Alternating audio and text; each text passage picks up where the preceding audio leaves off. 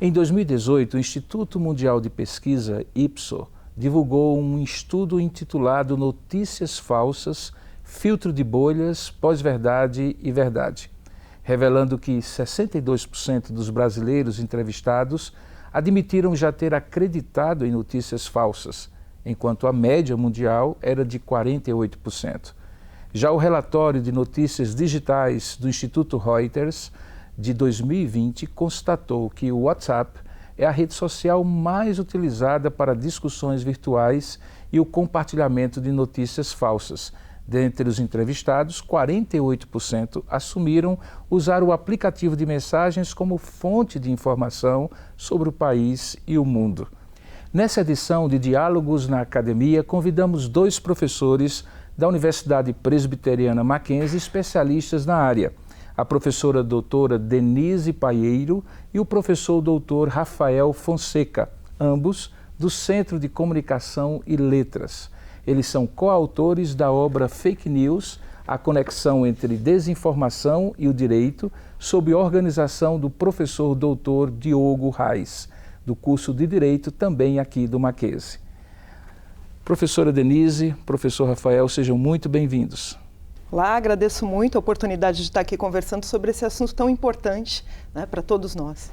Obrigado, professora Denise. Professor Rafael. Também agradeço, acho uma oportunidade boa para a gente trazer um pouco de discussão de um assunto que para nós é tão caro, né? Então acho muito legal poder estar aqui. Então vamos começar conceituando para ajudar os nossos participantes. Afinal de contas, o que é fake news? De onde é que surgiu esse termo e por que esse tema hoje é tão temido pelas pessoas da área como vocês e outros tantos atores sociais?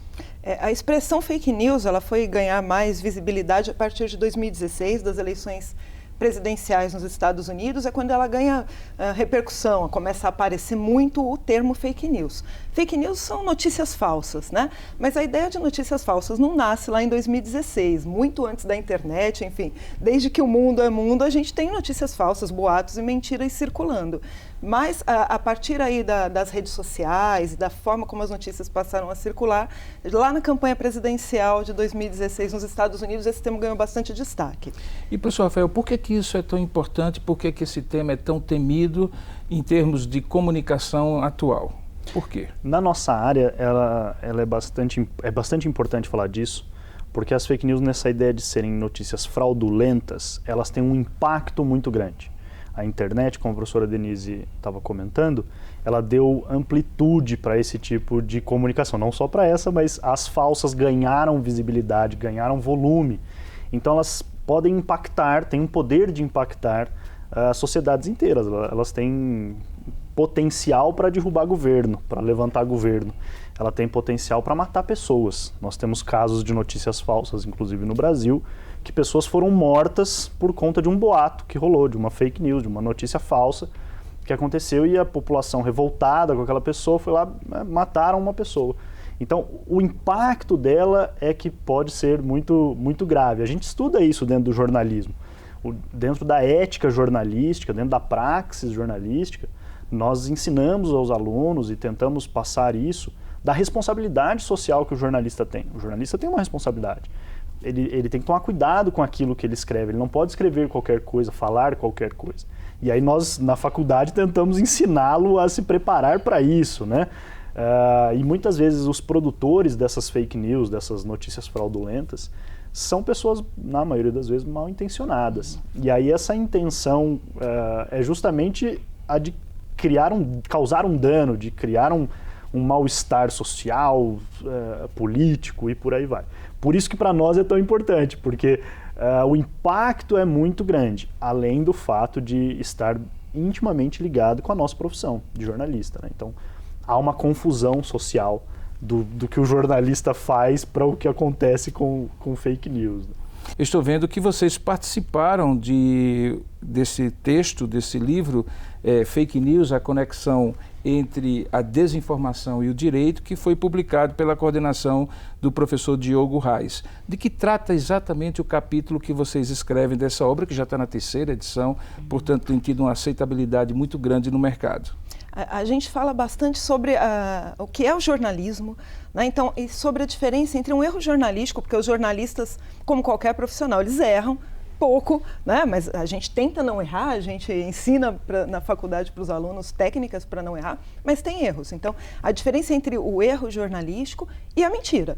Né? A mentira que é feita propositalmente para circular, para enganar as pessoas. Então, a gente fala dos princípios do jornalismo, o que é um bom jornalismo, como é que uma notícia é produzida, como é que são os critérios, né, que levam a gente a produzir uma notícia, a achar que aquilo é verdade, como é que a gente apura. Então, primeiro a gente mostra o que faz um jornalista, porque as pessoas misturam tudo no mesmo pacote. Né? Chegou no WhatsApp, é notícia. Não, notícia tem uma série de critérios, né? A gente tem técnicas. Tem checagens e checagens. Pode ter erros? Sim, mas aí é erro, né? Não é proposital. Então, primeiro a gente fala do que é um bom jornalismo, fala dos erros que podem eventualmente acontecer e depois a gente mostra a diferença entre isso e o que é uma fake news, né? Que é uma informação produzida para enganar as pessoas, é uma mentira de fato. Então, a gente discute isso e depois a gente acaba discutindo também o que fazer para diminuir isso, né? A gente viu aqui, as pessoas acreditam em fake news. O que a gente pode fazer, nós como jornalistas, como professores de jornalismo, para fazer com que as pessoas não acreditem e consigam diferenciar o que é uma notícia do que foi feito para enganá-las? Professor Rafael, alguns justificam ou pretendem justificar uma informação transmitida sem as devidas checagens, aquilo que deveria ser o bom trabalho jornalístico, dizendo que notícia e opinião acabam se misturando. E que, portanto, aquela opinião é minha opinião, por que não transmiti-la? Qual é a diferença, afinal de contas, do ponto de vista jornalístico, da teoria da comunicação social, a diferença entre opinião, que obviamente tem um espaço dentro do jornalismo, e a notícia? A notícia está sempre calcada no fato, no real. Ela é objetiva, ela é palpável, ela é verificável. Esse é o que a gente vai chamar de notícia. A opinião está no campo das ideias, que não deixam de ser justas, honestas, boas, muitas vezes, mas elas não são fatos concretos, elas não são coisas que aconteceram. E um dos pilares do jornalismo, uma das bases da construção de uma narrativa jornalística, é o que a gente chama lá de valor notícia, né? São os critérios que a gente adota para definir se aquilo é notícia ou não. Um deles é a factualidade, que nem está no dicionário, se eu não me engano, mas é justamente essa ideia de estar calcado no fato. A partir do fato, eu, jornalista, posso ali construir uma pauta, fazer uma apuração e finalmente produzir uma matéria, uma reportagem. Mas é o fato. Então a gente pensa notícia, fato, vinculado a um fato, a um acontecimento, a algo real, concreto. Opinião está no campo das ideias. Dentro do jornalismo existe o que a gente chama de jornalismo opinativo.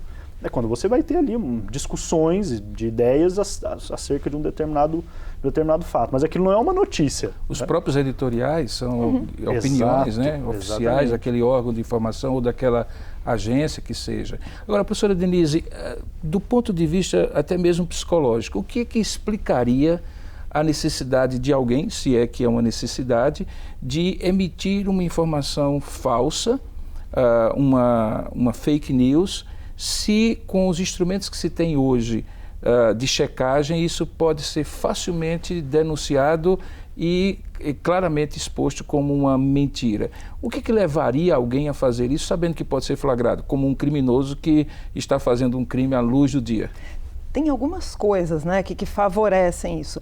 Primeiro é a circulação muito rápida que é proporcionada aí pela internet. Então, eu divulgo uma mentira, ela vai circular rápido, antes que alguém desminta, as pessoas já estão acreditando nela. O dano já foi feito. Já foi feito. E muita gente hoje produz a notícia falsa com interesse, né, de gerar algum resultado. Então, a intenção é ruim mesmo. Vou gerar isso, vou produzir isso, as pessoas vão acreditar, porque isso vai circular rápido, e circula, a gente viu pelo WhatsApp, né, e por outras redes aí, as pessoas acreditam, então a notícia é produzida com o intuito de provocar um dano para alguém, né, ou para alguma instituição, para alguma organização. Ela é produzida com esse intuito, sabendo que as pessoas vão receber rápido e vão acreditar naquilo. E tem uma coisa que é muito importante quando a gente pensa na crença na fake news. A gente tende a acreditar naquilo com o qual a gente concorda, na informação que a gente acha que é verdadeira. O viés de confirmação, Exatamente. Né? Então eu acredito que aquilo é verdade. Eu recebo algo de alguém, né, me dizendo, recebi no WhatsApp, recebi da minha tia, sei lá, né, alguma informação falando, olha o que eu vi aqui sobre tal pessoa. Se eu já acredito naquilo, eu tendo a não questionar, porque aquilo vai bater com o que eu acredito. Então eu não questiono, e aí mesmo a notícia estando disponível para eu poder checar se é verdade, eu não vou checar.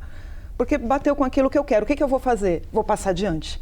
Né? E com isso a coisa se espalha muito rapidamente. Então, esse tipo de informação é produzida com a intenção de gerar um resultado, um efeito.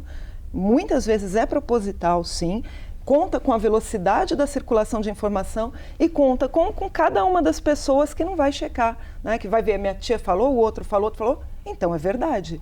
Tem gente que circula, a gente vê por aí, né, notícia falando, olha, não sei se é verdade, em todo caso vou circular. Porque recebi de um amigo que confio muito. Porque recebi de um amigo e meu amigo é confiável. E aí alguém ouviu dizer e tem, né? E usam recursos, esse tipo de informação, usa recursos que a gente vê no jornalismo. Botar o nome de um pesquisador X, que não existe. Mas a hora que a pessoa vai criar o texto da mentira, ela usa uma estrutura que é do jornalismo, que as pessoas conhecem, na qual acreditam, e bota lá, o pesquisador da universidade tal. Não existe essa pessoa. Ninguém vai checar se ele existe quando recebe, né? Então, é muito fácil a mentira ser propagada, é muito fácil a gente acreditar nela. Professor Rafael, no livro do professor Diogo Reis, que vocês contribuíram, ele tem uma conexão que, obviamente, é estabelecida pelos vários capítulos entre a desinformação e o direito. Ou seja, em outras palavras, o fake news, ou a fake news, melhor dizendo, é um crime. Além dos aspectos legais, do ponto de vista moral, na sua concepção como jornalista, que inclusive fez menção há pouco sobre a ética do jornalista, o que é mais deletério, o que é mais prejudicial, terrível, do ponto de vista moral, quando uma fake news é produzida e divulgada com esse tipo de intencionalidade, muitas vezes dá lucro econômico ou político para aquele que produz? Qual é a conexão, além da conexão da desinformação com o direito, da desinformação com a moral, com a ética? A fake news ela é baseada numa desonestidade. Então, ela na sua raiz, ela é desonesta. E isso é oposto ao jornalismo, o bom jornalismo. O bom jornalismo ele é calcado na honestidade. Por isso que no nosso capítulo a gente discute a diferença de um erro aceitável dentro do jornalismo, aceitável no sentido não foi desonesto. É o que a gente brinca, é o erro honesto. Tentou acertar e errou. Acontece, fui checar uma informação, chequei no lugar errado, chequei pouco. Tem até um termo, né? Barriga. A gente chama de barriga, exatamente. Então, quando essas barrigas do jornalismo são erros honestos, na maioria das vezes. O erro honesto, eu não não é uma questão moral, uma questão ética, eu não estou ali enfrentando um dilema. Agora, a fake news, ela é calcada na desonestidade. Eu estou intencionalmente querendo enganar o meu leitor. Então, o princípio dela é fraudulento. Então, ela é talvez um símbolo da nossa sociedade do que seria o antiético. Ela talvez encarne isso de uma maneira muito fácil para nós. Ela é a desonestidade. Ela esconde quem escreve. Eu já estou sendo desonesto ali, eu estou me escondendo. Eu escondo a verdade daquele fato. E eu escondo de você, leitor, essa verdade. Eu ainda quero que você seja corresponsável comigo. Eu quero que você espalhe essa notícia.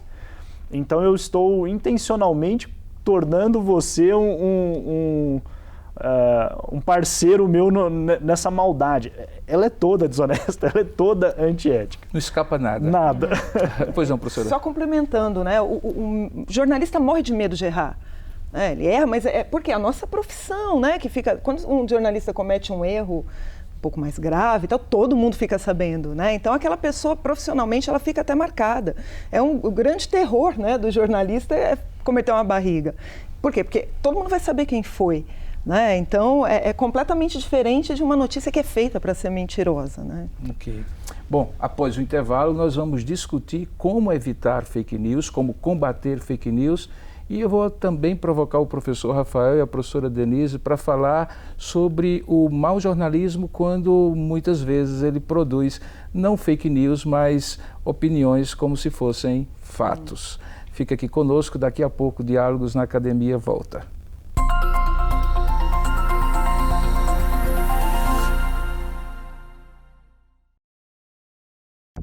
Olhe à sua volta. É muito difícil encontrar alguma atividade que não esteja relacionada com a tecnologia da informação, a TI.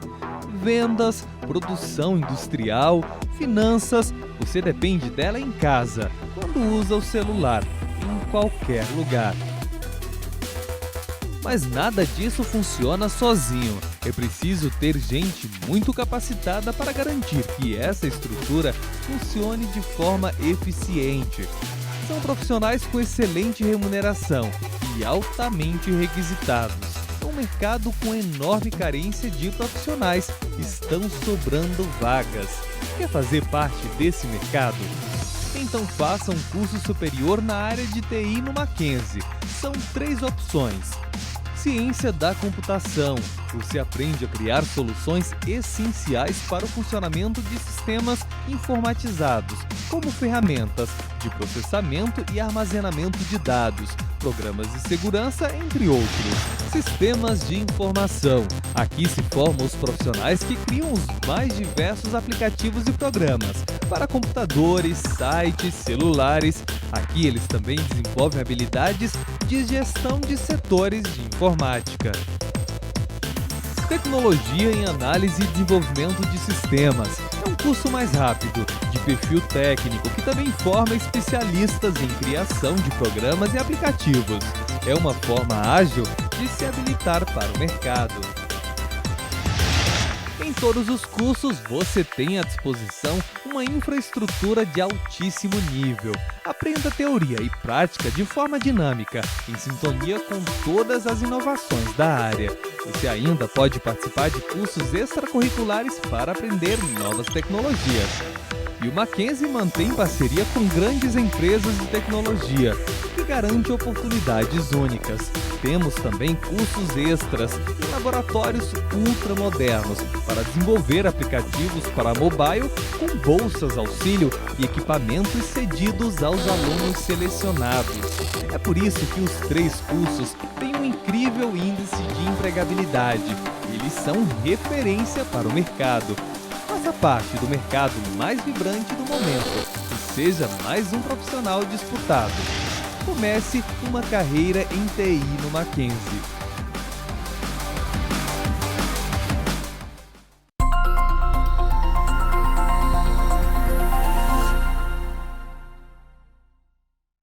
Estamos de volta com o Diálogos na Academia. O tema de hoje é fake news e o mundo digital. Estamos aqui com o professor Rafael, professora Denise, e no intervalo nós falávamos sobre como combater, como evitar, e também sobre a possibilidade de maus jornalistas acabarem produzindo fake news por motivações diversas. Professor Rafael, afinal de contas, é possível combater essa tal de fake news ou mentira depois que é dita não tem como recolher? Não, claro que é possível. E a gente defende alguns caminhos dentro do jornalismo. O primeiro deles, a gente defende uma questão de educação, e aí nós estamos pensando uma educação no sentido lato aí da palavra, de que a população bem educada, inclusive educada para a mídia, aprender a ler jornalismo, isso ajuda com que a população consiga identificar. Então, a gente entende que esse é um caminho. Outro caminho que a gente tem visto muito comumente são as agências de fact-checking, né, que a gente chama, que são as agências checadoras. A gente tem a agência Lupa no Brasil, o Fato ou Fake do G1, que são algumas agências que se comprometem a fazer esse trabalho. Então elas vão lá e pegam essas notícias que estão circulando, que elas recebem e vão verificar. Isso não é nenhuma grande novidade, existia o E-Farsas, não sei se vocês lembram desses. Tinha vários desses mecanismos. É outra maneira. Recentemente, nós aqui do Mackenzie, nós participamos junto com o Facebook de uma estratégia que eles estavam criando de colocar para os usuários deles, das plataformas deles, uma espécie de um roteirinho de como verificar se aquilo é verdadeiro ou falso. E tem coisas que às vezes são muito simples, né? Algumas dessas fakes são muito fáceis de serem identificadas se você conhecer um pouquinho. Então a gente ajudou lá o Facebook a criar uns 10 passos de como identificar, são coisas relativamente simples, desde verificar a fonte, de onde saiu isso? Saiu é um site oficial de um veículo jornalístico, é um veículo com credibilidade, saiu de um profissional assim, assado, aí você consegue fazer. Mas é possível sim. O que é sempre muito complicado é combater os efeitos que essa notícia falsa já gerou. Aí isso é sempre mais complicado. Então nós temos muitos casos, no jornalismo tem um caso que a gente sempre usa em sala de aula, clássico, que é o caso da escola base aqui em São Paulo. O pessoal sempre se lembra. Um casal de senhores donos de uma escolinha infantil foram acusados de assédio, né, de abuso sexual das crianças. E o jornalismo ali produziu um mau jornalismo. Foram na história de 2, 3 ali pessoas, não fizeram uma apuração tão mais aprofundada, a história se espalhou e aquele casal, no fim, eles eram inocentes, não tinham feito nada, mas perderam a vida. O efeito daquela mentira já havia corroído a credibilidade do casal, a vida deles, etc. Então esse para nós é o maior impacto, é a razão pela qual nós queremos combater as fake news no início. A gente quer prevenir que elas existam. E aí vem o problema da liberdade de expressão, liberdade de imprensa. Então, por isso que esse livro do Diogo é bastante interessante, porque há uma relação com o direito ali muito próxima e é sempre muito difícil. Mas a solução seria na raiz, para você evitar um problema, evitar a reverberação daquela mentira. Mas aí sempre esbarra em direitos fundamentais, a coisa fica mais complicada. Professora Denise, a gente sabe que a gente vive no momento, não apenas no país, mas principalmente no país, porque nós estamos morando aqui no Brasil, mas no mundo inteiro, um ambiente muito polarizado ideologicamente falando. E a gente sabe que ideologia ela se expressa por meio de narrativas, e narrativas não necessariamente verdadeiras. Portanto, uma postura ideológica, ela cria narrativas e se utiliza da fake news para legitimá-las, não é? Isso muitas vezes tem tido a contribuição de maus profissionais, inclusive maus profissionais jornalistas. E como é que uma professora de jornalismo, como o professor Rafael, como a senhora, que tratam de um bom jornalismo, vem a participação de maus jornalistas na produção, disseminação e legitimação, entre aspas, da fake news?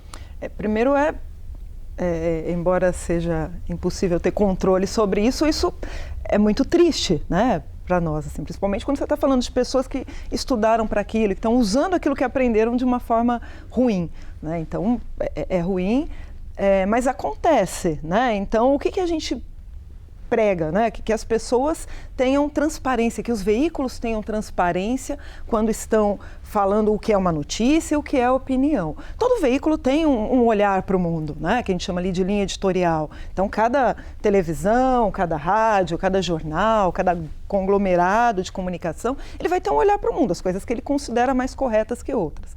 E ele vai, obviamente, recortar o mundo mostrando aquilo que ele considera mais correto. Até aí a gente não tem questões éticas, né, acontecendo. O problema é eu não assumir de que lado eu estou, né, e aparecer como dono da verdade. Uma coisa que a gente tem visto muito ultimamente, as pessoas tratando opinião como notícia. Isso é muito complicado, né? Eu dou minha opinião como se aquilo fosse o fato que foi apurado e não é. Então, eu acho que a base para isso é lidar com as coisas com muita transparência. É você ser transparente para o seu leitor, para o seu espectador, sobre de que lado você está, né? E não posar com uma certa neutralidade que em muitos casos não existe. A transparência ajudaria muito nesse sentido. Então, a gente está pensando aí naquele que está emitindo a informação. Por outro lado, aquele que recebe, e pegando um pouco um gancho, né, no que o professor Rafael falou, se ele tiver informação, se ele tiver uma boa formação para conseguir consumir esse conteúdo noticioso, ele vai conseguir perceber também o que é informação, o que é notícia, o que foi apurado e o que é opinião. Então, eu acho que são duas coisas importantes para a gente lidar, inclusive com o mal profissional. Transparência dos veículos que estão emitindo ali a informação e instrução, formação do público em geral, de quem está recebendo, né? Aí a gente consegue lidar com isso de uma forma melhor do que tem sido hoje. Uma das principais linhas da fake news são as chamadas teorias conspiratórias, né? Que é muito comum as pessoas criarem narrativas em cima até mesmo de fatos reais, reinterpretando-os, ressignificando-os a seu bel prazer. O senhor citou algumas agências que hoje fazem checagem de fatos, mas uma das críticas que de vez em quando se escuta é que mesmo essas agências por estarem ligadas a determinadas linhas editoriais, fazem uma checagem seletiva sobre isso. Como ter certeza, um leitor médio, um telespectador médio, que aquela checagem é verdadeira? Ou seria teoria conspiratória demais que até a checagem seja uma fake news? Tem um pouco de teoria conspiratória demais. Mas o que a gente vê de interessante nas maiores agências checadoras é que elas mostram o caminho que elas percorreram, que é o que a professora Denise estava dizendo da transparência. Então eu vou pegar uma que a gente usa bastante, a Agência Lupa. É uma agência muito séria, assim, eles já construíram uma credibilidade. Eles mostram o que eles fizeram. Então eles pegam exatamente, olha, essa foi a notícia que rodou. Esse fulano de tal, nós ligamos para a universidade tal, esse cara não existe. Se você entrar no site, você não encontra. Essa informação desse estudo, nós procuramos em tais e tais bancos de dados, não existe esse estudo. Então, eles mostram o caminho. Se a agência colocar, olha, essa notícia é falsa porque isso não aconteceu, aí não ajuda, porque você só semeia a dúvida. Vira opinião, né? Exatamente. Então, se a agência mostrar o caminho que ela percorreu da checagem, ou seja, deixar esse trabalho de apuração claro para o leitor, problema encerrado. Aí ou seja, há um método até mesmo científico, que é você poder replicar a mesma pesquisa. Exato. Siga o caminho, você perceberá que o resultado que eu cheguei é o mesmo. Do ponto de vista da chancelaria, dessa instituição que todos nós servimos e que tem um fundamento, uma identidade institucional muito clara, com princípios e valores, a ideia de fake news é uma ideia abjeta, é uma coisa que a gente não consegue imaginar. Mas é fato, não é fake, que essa realidade existe. Do ponto de vista da instituição Mackenzie, como formar os nossos estudantes dentro de uma perspectiva em que esse aspecto da fake news é uma das dimensões, mas que atrela a uma questão ética mais profunda, que tem a ver com a própria verdade interior, aquela que você acredita em princípios e valores que são mais altos do que o mero pragmatismo que de repente vence na sociedade hoje. Como é que tem sido esse trabalho de vencer esses obstáculos e formar bons alunos de jornalismo no CCL? É um desafio grande, mas a gente volta para a nossa missão. A nossa missão dentro do CCL, dentro do Mackenzie como um todo, mas dentro do CCL, não é simplesmente formar bons profissionais. Isso é nosso dever, sem dúvida. Mas nós temos como missão formar cidadãos a partir de uma perspectiva da ética cristã. Então essa é a nossa missão. A gente está sempre pensando num aspecto de cidadania. E aí nós temos o privilégio de ter aqui excelentes professores, gente muito boa aqui dentro.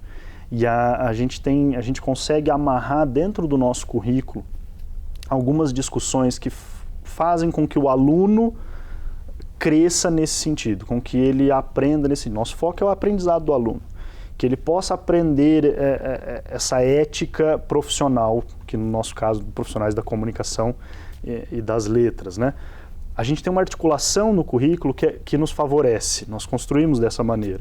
Então nós temos, por exemplo, as disciplinas que são universais dentro do Mackenzie. Nós temos lá a Introdução à Cosmovisão Reformada, Ética e Cidadania. Os professores desses componentes curriculares, que trabalham muito fortemente questões éticas, questões que envolvem um profundo do ser, eles estão sempre em contato conosco. E isso é muito positivo, porque os professores que vêm desses componentes, eles compartilham, eles vêm perguntar para a gente, professor Rafael, o que os alunos estão tendo nesse semestre? Aí a gente, olha, nesse semestre eles estão tendo prática da notícia, uma disciplina básica de jornalismo, eles estão aprendendo, vou usar isso em aula. E aí eles usam isso em aula. Então o aluno consegue compreender que não são mundos distintos. O mundo da profissão jornalista e o mundo da teoria ética, vamos discutir ética. Ele consegue compreender que isso tudo faz parte de uma única formação dele, que isso está amarrado, entretecido dentro da formação dele. Então isso para nós é muito caro. É claro que no campo da educação não é um campo exato, né? Nós não estamos dizendo, olha, eu vou oferecer A mais B, eu tenho um C ali no final. Não vou ter. Então essa rotina nossa que o Mackenzie permite, de nós acompanharmos o aluno de perto, de nós conhecermos os nossos alunos, de nós darmos espaços para que esses alunos discutam, apresentem suas angústias, apresentem suas dúvidas, eu acho que isso é muito positivo. Então, a gente está falando aqui de uma educação que é verdadeira, não é só discurso, é uma educação que é verdadeiramente transformadora. Porque o aluno, a gente dá condições para que o aluno consiga olhar para si mesmo, olhar para uma outra perspectiva da vida e se construir um profissional cidadão, de fato. Então, e ainda tem excelentes avaliações da CAPES. Exato. E excelente empregabilidade, ou seja, é tudo muito bom. Professora Denise, jornalismo trabalha com fato. E propaganda? A propaganda ela está num outro universo, né? A propaganda ela vai trabalhar com a sedução, ela vai trabalhar com o desejo, né? Então é outra coisa, são coisas diferentes. O que a gente tem visto muito hoje, às vezes essas coisas se misturando. Então você usa um formato jornalístico para fazer propaganda de algo, né? Tem algumas barreiras aí entre as áreas que têm sido rompidas ultimamente, mas são áreas separadas. O jornalismo lida com fatos, com apuração, com uma técnica de apuração, enquanto a propaganda vai trabalhar com a imagem de algo, né, com provocar ali um desejo, descobrir ali o que as pessoas querem, tentar oferecer para elas. Então, são áreas distintas. Mas mesmo a propaganda precisa trabalhar com alguma emissão de fatos. Sim. Mesmo que sejam fatos devidamente atraentes, sedutores, sim. E por isso existe também uma ética na propaganda, que não precisa ser tão rígida em termos de aderência aos fatos da realidade, mas certamente tem um aspecto ético, porque talvez seja essa, inclusive, a razão, salvo o melhor juízo, que vocês jornalistas, ou jornalistas de um modo geral, nos veículos de comunicação, têm alguma vedação contratual a se envolverem em propaganda. Ou seja, jornalista não faz propaganda, porque, obviamente, é uma outra comunicação, um outro estilo de comunicação. No mundo dessa pós-verdade, é eticamente justificável que, para vender um produto, a verdade seja falseada como se fosse um fake news ou uma fake news da propaganda? Cada vez menos isso tem espaço na publicidade, porque no campo da publicidade, isso nunca foi há um sentido negativo, né, de propaganda, a gente ouve isso no dia a dia, isso aí é só propaganda, isso não é verdadeiro. A gente normalmente associado a mentira. Exato. E não é. Não é, claro que não é. Mas a publicidade, ela não ensina e não trata, não fala, vamos mentir para vender mais. Isso não está no plano profissional. E o que a gente percebe é que cada vez mais as empresas não podem mentir, porque hoje é muito mais fácil de verificar essa mentira. Vamos imaginar uma indústria automobilística fazendo uma determinada campanha, vendendo uma imagem de marca dizendo A. Isso há 30 anos era muito difícil de se verificar. Então, um consumidor daquela propaganda, daquela campanha, não teria muitos recursos para ver se aquilo que a empresa está dizendo é verdade ou não. Hoje é muito fácil. Então, se uma empresa diz que ela é a única no mundo que faz aquilo, é muito simples você entrar no Google, digitar lá e ver se ela é a única mesmo. Ou seja, o crime não compensa, a propaganda falsa também não compensa. De jeito nenhum. Existe uma tendência agora, né, que é você, das empresas, de oferecerem conteúdos relevantes para o público e aí conteúdos muito com características jornalísticas, né? Então, uma empresa de shampoo, ela não vai vender o shampoo diretamente, isso é uma tendência bastante atual. Ela vai criar conteúdos que vão falar sobre tratamento para cabelo. Né? Então, isso tem acontecido muito. Quando a gente fala dessa mistura, então a linguagem e até a apuração, muitas vezes esses conteúdos têm apuração. Então, são áreas que são distintas, mas que hoje elas vão, em muitos aspectos, se aproximando, né? A publicidade, ela tem utilizado recursos do jornalismo, de trazer serviços para as pessoas, de trazer informações úteis, ela tem trazido para o seu dia a dia, porque as pessoas têm buscado isso. Aquela propaganda tradicional, ela existe ainda, mas ela não tem mais o mesmo espaço que antes. As pessoas querem outras coisas também. Né? E o que é curioso é que isso torna o trabalho de educação da população e do profissional, seja de jornalismo, seja de comunicação, propaganda e marketing, extremamente desafiador, porque, obviamente, aqueles antigos merchants que eram colocados em peças de cultura, de artes, eles hoje estão sofisticadíssimos, eles entram, inclusive, no enredo da novela, no enredo da série e assim por diante, e algumas vezes até aludindo a fatos reais que estariam no universo do jornalismo, como a senhora está falando, mas que são revestidos eventualmente com uma atração típica da propaganda. Gente, foi muito bom estar aqui. Eu quero dizer que essa nossa edição do nosso Diálogos na Academia, que se propõe justamente a esse diálogo dentro de áreas específicas e com professores específicos de centros da nossa universidade, contemplou hoje a questão da fake news, da verdade, dos boatos, a partir da contribuição dos professores Denise e Rafael a essa obra Fake News, Conexão e entre a Desinformação e o Direito, que foi coordenada pelo professor Diogo Reis. E a partir disso aqui nós tivemos um papo muito gostoso com dois mestres no assunto. Professora Denise, professor Rafael, muito obrigado. Suas considerações finais e após essa conclusão, nós estaremos de volta em breve com outra edição do nosso Diálogos na Academia.